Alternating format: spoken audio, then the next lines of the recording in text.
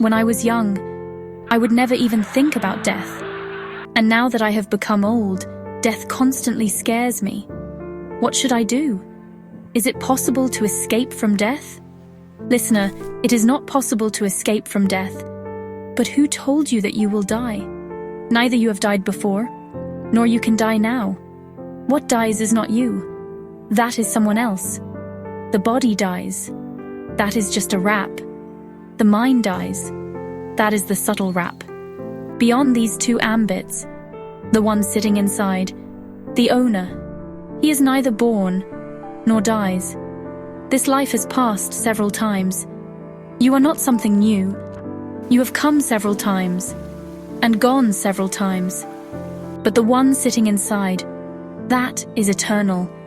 Neither birth touches it, nor death touches it, until you do not discover the divine residing within, until you do not recognize him. Until then, this fear will trouble you. And when a person is young, so naturally, the fear of death does not catch hold of him. Why should it? Man is not so far visionary. Man's vision is very faint, very small. He looks just a little ahead, a couple of steps ahead. He has a light of lamps. He looks 4 steps ahead.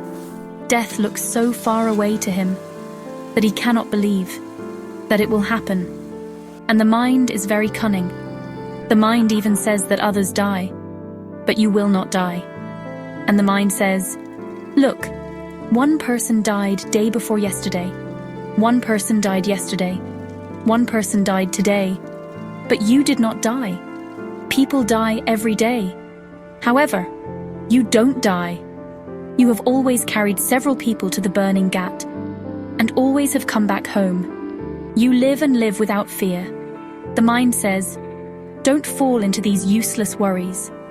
And then there are pleasures of youth, unconsciousness. There is a race to earn money, to earn status, to earn fame. Where is the leisure? Where is the time that one can sit and think?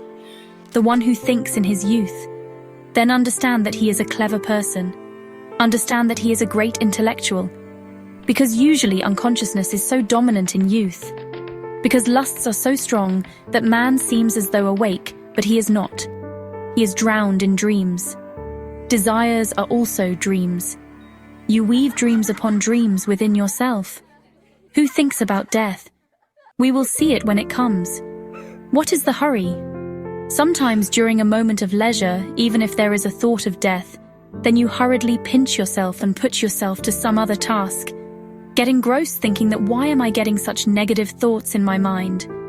I am still young now. We blanket death in all ways. We hide it. That's why we make our burning ghats outside the villages.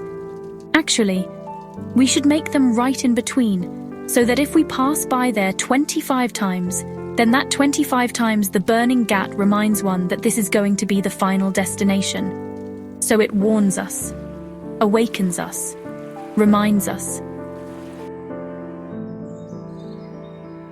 Whenever Buddha used to give sannyas to anyone, then he would send that person to the burning ghat that asked him to stay there for 3 months. Look at burning pyres, turning to ashes, look at the bodies, and meditate on one thing, only that this is the culmination of life. This is the achievement of all the hustle bustle and running around. Everything is left lying there, and in a moment, man is turned to ashes.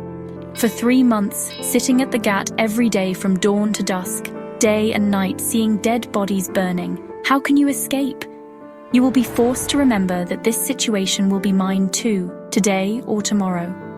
And the one who has come to remembrance of death, that person is fortunate, because along with this remembrance of death, there is a revolution in life.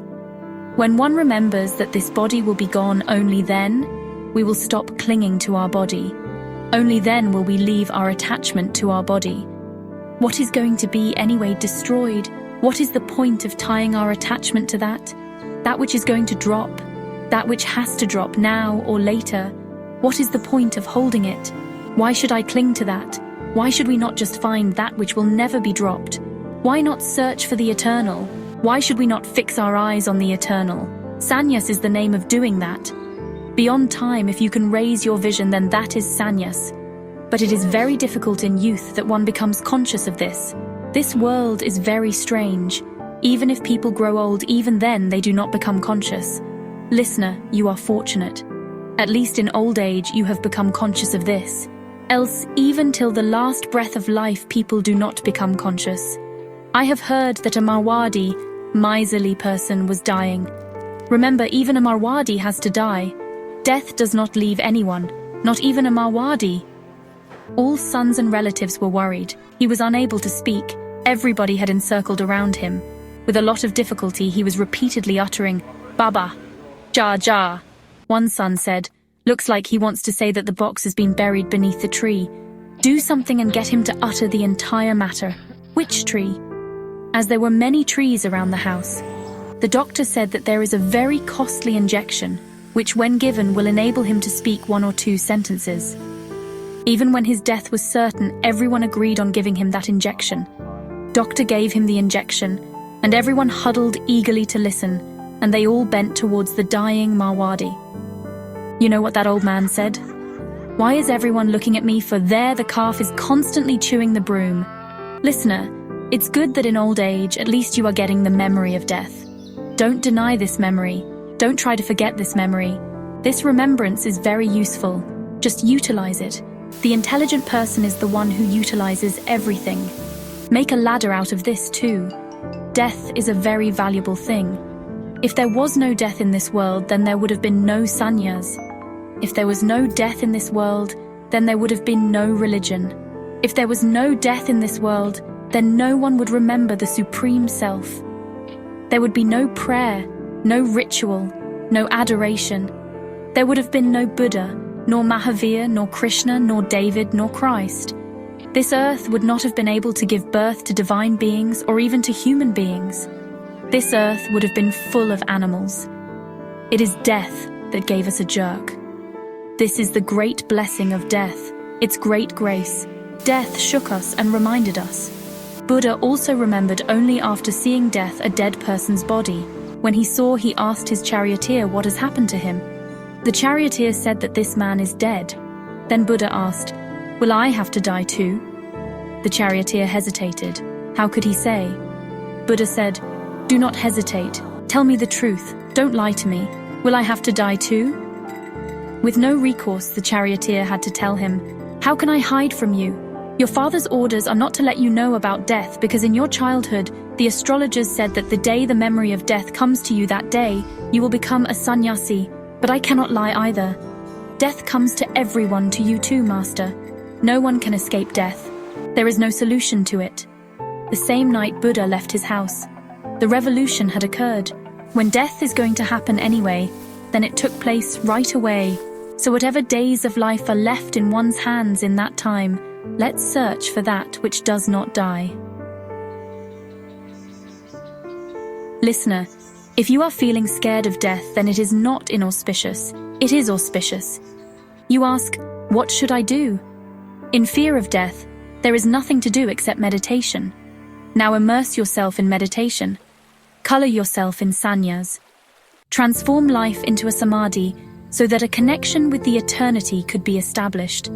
So that within you, you see that which never dies. Only when you see that, fear will go. Only when you recognize that, the fear will go. It's good that old age has come. Now there is yet no end. Youth lives in such thoughts. Now there is yet no end. It has come just now.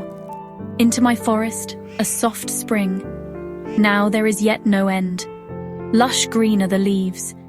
The branches and the buds sing gently. I will make my dream tender. I will caress the sleeping buds, awaken them to a new morning. In every flower there is sleep's laziness. I will snatch away the desire. I will cheerfully water the divine nectar of my new life.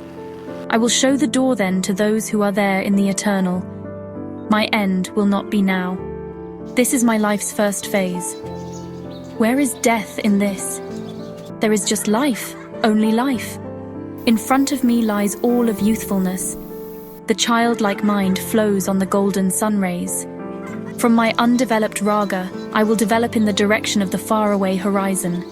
My end will not be now. Youth is good at expressing falsehoods, but old age cannot hide. How can it hide? The feet start to tremble. The body becomes a skeleton. The breath becomes unstable. The first steps of death begin to be heard. The waterfall of love has flown dry. Like sand, the body is left. Like a dried mango branch is saying, now buds or shoots do not come. I am a sentence that was written with no meaning. Life has collapsed. I have given the world flowers and fruit. I have impressed people with my aura. But each budding moment was immortal. The splendor of life that has collapsed. Now the beloved does not come to the shore to sit in that incomparable twilight. Now the heart lives in the dark, moonless night. Goalless I am. This the poet has said. The waterfall of love has become dry. Like sand, the body is left. Life has collapsed. The splendor of life is only that which has collapsed. Goalless I am. This the poet has said. Those who have known have always attempted to awaken you that death is at the doorstep and is knocking. And however much you run or guard, you will not be able to save yourself. But whoever goes deep within himself, he reaches the other side. You're asking, listener, is it possible to escape from death? It is not possible to escape from death, but it is possible to transcend death. Death will happen. Even Buddha has to die. Even Mahavir has to die. Ram and Krishna too. It is not possible to escape from death. But there is an art of dying too, as there is an art of living. The art of dying is in peace, silence, and meditation. The same is the art of living. Live in meditation. Whatever days are left, live in meditation, in peace, silence, and in awareness, so that you can die too in peace, silence, and in awareness. The one who becomes successful dying in peace and silence, he dies consciously that he is not dying. He dies in an awakened state that the body is being left behind, the mind is being left behind. But I am as I am. Consciousness is as it is, untouched. This immortality of consciousness, one who has witnessed, there is a shower of happiness in his life. Flowers of ambrosia rain on him. The same flowers can rain on you too. So use this fear of death. Don't treat it as an enemy. This is a friend. Death is also a friend. If there is understanding, but if not, then life itself becomes your enemy. Mahavir has said, an individual is his own friend and his own enemy. If we awaken and learn to utilize all of life's possibilities, in life, death's possibility is also aligned, then we are our own friends. Otherwise, we are our own enemies. Most people in this world lose and return. Listener, it is not necessary that you too lose and return. You can earn before returning, say, wake up. While there is still time, wake up.